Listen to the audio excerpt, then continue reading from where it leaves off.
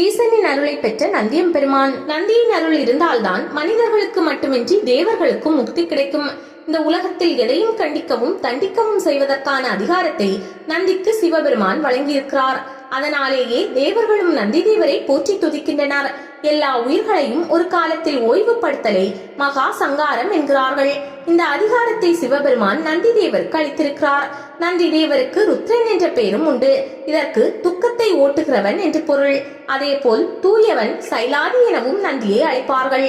மாலங்கன், இந்திரன், சோமன், பிரம்மன், கந்துரு, காலாங்கி, கஞ்சமாலையன் என்ற தேவர்கள் எல்லாம் நந்தியை குருவாக கொண்டு வேதம் கற்றவர்கள் ஆவர். நாட்டியம் பயில்வோரும் இசை பயில்வோரும் நந்தியை வழிபட்டால் அவர்களின் கலைகள் சிறந்து விளங்கும்.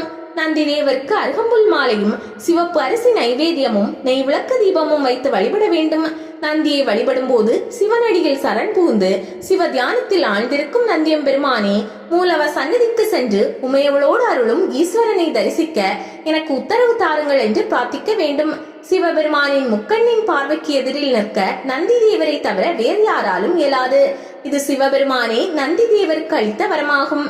சிவபெருமான் திரு நடனம் புரிகையில் நந்தி தேவரை மத்தளம் வாசித்ததாக சிவபுராணம் கூறுகிறது.